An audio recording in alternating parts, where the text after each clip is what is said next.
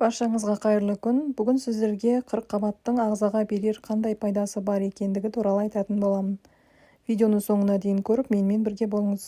Қырыққабаттың ағзаға берер пайдасы өте көп. Себебі ол көптеген дәрумендер мен микроэлементтерге бай. Бірақ қырыққабаттың пайдалы қасиеттері мұнымен аяқталмайды. Кейбір ғылыми зерттеулерге сәйкес, қырыққабат қатерлі ісіктен қорғауға қабілетті екені анықталған.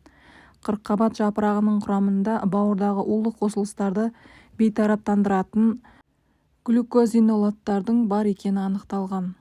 Олар қатерлі жасушалардан қорғайды. Осылайша қырыққабат онкологиялық ауруларды және сүт безі қатерлі ісігін болдырмайды. Сүт безі қатерлі ісігімен қоса қырыққабат өкпенің, қуықтың, ішек пен басқа да дене мүшелеріндегі қатерлі ісіктің дамуына жол бермейді. Оның ісікке қарсы жан-жақты әсер етеді. Сонымен қатар қырыққабат тұтастай асқазан ішек жолына пайдалы. Хеликобактер пилори бактерияларын басу қабілетінің арқасында қырыққабат асқазандағы жара мен қатерлі ісіктен қорғайды. Сонымен қатар ішекте өт қышқылдарын байланыстырып шығарып тастайды. Қырыққабат құрамында витаминдер мен антиоксиданттар бар. 100 грамм қырыққабатта калий және С витаминдері күнделікті нормасы. Әйелдер үшін пайдасы мол фолий қышқылы және маңызды омега-3 қышқылдары бар. Барлық компоненттер жүрек-қан-тамыр жүйесіне әсер етеді және қант диабетінің екінші түріне де қорғаныс әсерін тигізеді. Қырыққабатта сілтілік тұздардың көп болуы қанның сілтілуіне ықпал етеді және бұл жағдайда глюкоза инсулиннің көмегінсіз ағзаға таралады. Қырыққабат дақылдық түрлері қолдан өсіру, өзара будандастыру және сұрыптау нәтижесінде алуан түрлі өзгеріске ұшыраған. Қырыққабат бірнеше сорттары бар. Қырыққабаттың ең үлкен пайдасы ондасы дәруменнің мөлшерінің көптігінде. Оған қоса қырыққабатта Е, В1, В2, В3, P, PH, каротин, D витаминдері бар.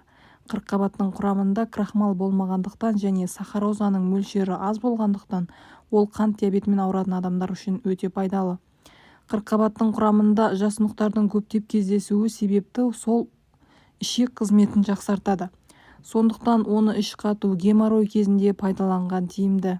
Құрамындағы жасұнықтар себепті қырыққабат атеросклероздың алдын алып, ағзадан шлактар мен холестеринді шығарады. Қырыққабаттың құрамында дәрумендер өте көп. Бұл дәрумен асқазан ішек жолдары жарасы, гастрит, ойық жаралы колитті емдеп, бауыр қызметін жақсартады. Қырыққабаттың құрамында ағзадағы зат алмасуға міндетті түрде керек дәруменнің көп мөлшері бар. Ол жаралардың тез жазылуына, қанның жылдам ұюына, сүйек пен тістердің дұрыс қалыптасуына, бауыр қызметіне көмектеседі. Ашыған қырыққабат, яғни квашеная капуста, тәбетті асқазанның сөл бөлуін күшейтеді. Ас қорытуды жақсартады. Ашыған қырыққабатты ас қорыту жүйесінің бұзылуына, қыжылдау, құсу, кекіру, жүрек айну, ықылық ату алдын алу үшін пайдаланылады. Ашыған қырыққабаттың семіруге, шыжыңдыққа да қарсы емі бар. Қырыққабат сөлі бұзылмаған асқазанның әлсіреуін, қарын, ұлтабар жарасы, өт қабының бауырдағы әртүрлі ауруларын, асқазан қабынуын, тоғышек жарасының қабынуын емдейді. Сары ауру мен көк бауыр ауруларына да қырыққабат сөлін ішу қажет.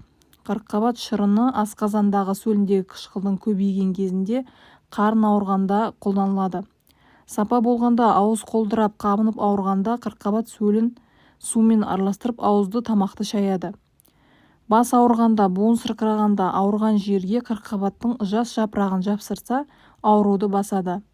Шырыны бауыр ауруына ем. Оны ішкеннен кейін аурудың жанға батқаны азайып, бауыр қалпына келеді. Қырыққабат шырынының құрамында күкірт пен хлор, иод асқазан мен ішектің шырышты қабығын тазартады. Ол ұлтабар жарасында жазады. Бұл үшін қырыққабат шырыны 100 граммнан күніне 3 реттен ішу қажет. Оған сәбіз шырынын қосып ішсе, әсері одан да жақсы болады. Бұл үшін 100 грамм қырыққабат шырынына 200-300 грамм сәбіз шырынын қосу керек. Ал сіздің күнделікті рационыңызда қырыққабаттың қандай түрлері бар және оларды қалай тұтынғанды ұнатасыз? Осы туралы сіздің пікіріңізді комментарийде күтетін боламын.